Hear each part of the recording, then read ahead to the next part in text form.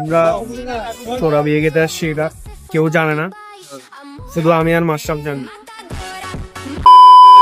আজকে আবার চলে আসছি প্রত্যেক দিনের মতো একটা বাইকা ভিডিও বানাইতে, যার জন্য ঘর থেকে বের হলাম, একটু করে গাড়িতে চললাম, তারপর চলে আসলাম কাজের ডেউরি মুক্ত মঞ্চের সামনে। দেন ওইখান থেকে একটু হেঁটে চলে আসলাম মেরিটাইম মিউজিয়ামের মধ্যে। ভিতরে গিয়ে দেখতেছি সবাই মিটিং করাতে ব্যস্ত, কিন্তু আমি তো আসছি ভিডিও করার জন্য, তাই আমি তাদের মিটিংয়ে গুরুত্ব না দিয়ে আমি আমার ভিডিওতে ফোকাস করলাম। একটু পরে দেখলাম টেবিলে বোতল আর কাপ দিচ্ছে, খুশি হয়ে গেলাম, আজকে খাওয়া দাওয়া ভালো হবে। কিন্তু যা হলো মেনে নেওয়ার মতো ছিল না। খাবারে কি কোনো তেলাপোকার ওষুধ বা ইঁদুরের ওষুধ মিলিয়েছে নাকি পরীক্ষা করার জন্য এই ভাইটি আগে খেয়ে দেখলো। এই ভাইটি খাবার দিকে বললো বস থেকে না হয়ে। ভাইটির কথার বাসা না বুঝে আমি খাবারে ফোকাস করলাম। খাবারটিতে লক্ষ্য করে দেখলাম এগুলো ডাইনোসরের ক্রিমি, সাথে দেখলাম ডাইনোসর ফ্রাই দিছে। সবগুলোকে সুন্দর করে সাজিয়ে আমি একটা প্লেটার বানালাম। বড় ভাইটি থেকে ডাইনোসরের খাবার সম্পর্কে জিজ্ঞেস করে সে বলল আই লাভ দিস। কিছুক্ষণ পর আমিও লাভ দিলাম আমার খাবারের মধ্যে, সেই স্বাদ ছিল। একটু পরে আমার পেট ভরে না শুনে আমাকে বিয়ের খাবারের লোভ লাগিয়ে মিটিং থেকে নিয়ে আসে। ক্লাবে আসার সাথে সাথে আমরা প্রথমে প্রস্তুত হয়ে নিলাম ফরজ কাজটি করার জন্য।